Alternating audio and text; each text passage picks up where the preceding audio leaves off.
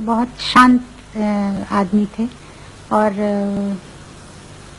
क्या कहूँ मैं, जैसे भगवान का आदमी था वो। उनमें कोई ऐसे ऐब भी नहीं थे, ना पान खाते थे, ना सुपारी, ना शराब, ना कोई ऐसी गलत आदत नहीं थी उनको। बस थोड़ा खाने का शौक था और गाना।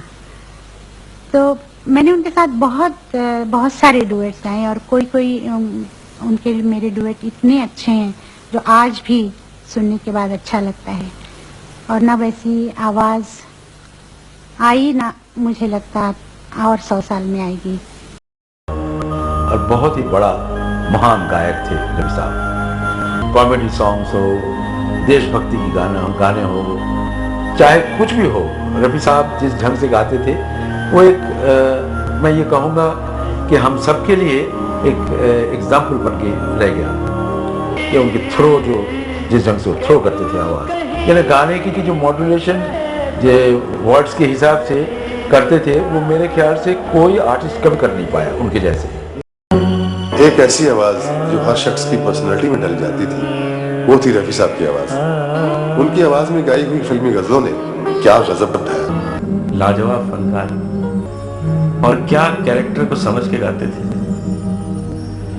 जब दिलीप कुमार के लिए गा रहे हैं तो लगता है दिलीप कुमार गा रहे हैं, देवानंद साहब के लिए गा रहे हैं तो लग रहा है देव साहब गा रहे हैं, और जब जॉनी वॉकर के लिए गा रहे हैं, जब महमूद के लिए गा रहे हैं तो लगता है उनके लिए गा रहे हैं। कमाल के आर्टिस्ट। उनको कुछ पता नहीं था दुनिया का, बहुत सीधे साधे थे। मैं सच बताऊं आपको, एक बार छुट्टी का दिन था, महात्मा गांधी जी की बरसी थी, तो उन्होंने कहा शाम को मेरा प्रोग्राम है ऑल इंडिया रेडियो में, तुम चलो साथ में। मैंने कहा चलिए। तो इन्होंने वहाँ गाया और मैंने तानपुरा साथ में बजाया। तो गाने के बाद हम लोग नीचे उतरे तो लड़के लड़कियां होते हैं ना, इकट्ठे हुए होते हैं ऑटोग्राफ के लिए। अब मैं भी स्कूल में पढ़ता था, मुझे कुछ पता नहीं था इतना। तो उन्होंने कहा, लड़कियों ने कहा कि we want your autograph, we want your autograph. तो मुझे पंजाबी में पूछते हैं ये की कह रहे हैं। मेरे भाजी वो ਤੁਹਾਡਾ साइन चाहते हैं।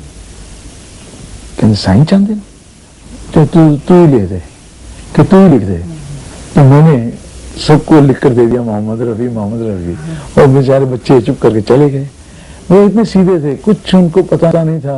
मैं अपने आप को बहुत लकी महसूस करता हूं कि मैंने कई गाने रफ़ी साहब के साथ गाए हैं और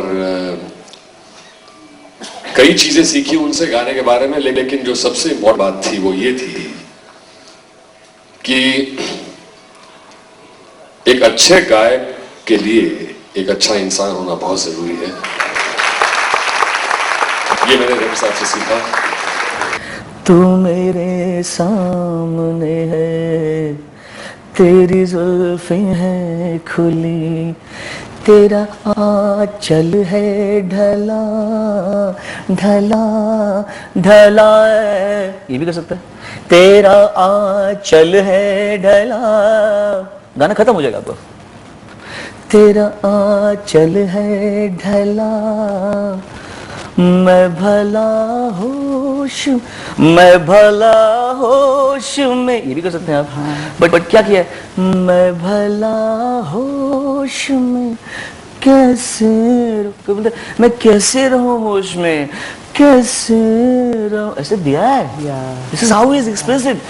कैसे रहूं, कैसे रहूं, कितनी भी हरकत मार लो, कुछ भी कर लो आप, जब कैसे रहूं, अगर आपने ये कह के नहीं दिखाया गाने के आवाज में, you not a singer. Who taught him? You know, today we have his had his cassettes, now CDs and all. We have so much references today. Who taught Mohammed Rafi to express like this? And I cry. This has to be just divine blessing. You cannot acquire this talent in this birth. You have to be born with this. And so you're witnessing, experiencing God through that music. And you, if you can see it, then you're blessed. I am. Rafi साहब एक हमारे लिए एक book है, किताब है।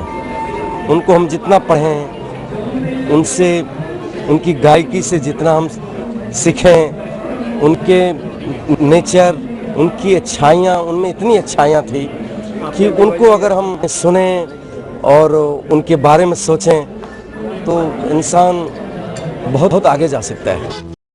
Where Rafi Saab was present was the era when the teachers came into existence. The era today is when we learn from them. And whatever they've taught us has been a source of inspiration and education for us. वो सूरत से भी नूरानी थे, सीरत से भी नूरानी थे और गले से भी नूरानी थे। ऐसी हस्ती कि जिनके चेहरे से हमेशा नूर बरसता था और बिल्कुल अल्लाह वाले जिसे कहते हैं। और वाकई में वो उनकी ऐसी, उनकी फितरत भी ऐसी थी, उनका नेचर भी बिल्कुल ऐसा ही था कि हमेशा जो रिकॉर्डिंग के पैसे मिलते थे उसमें से वो कुछ गुप्त दान करते थे। इतनी सारी चैरिटी करते थे कि उनके जाने के बाद में कई लोग जो हैं उनके घर पहुंचे और उन्होंने कहा कि हमारा घर तो पिछले 15 साल से रफ़ी साहब ही चलाते थे और उनकी बीवी को पता ही नहीं था। रफ़ी साहब ने इतने हजारों गीत उनके दुनिया भर के चाहने वालों को दिए हैं और मेरे जैसे सैकड़ों कलाकारों के उनके ये गीत और रफ़ी साहब हमारे घर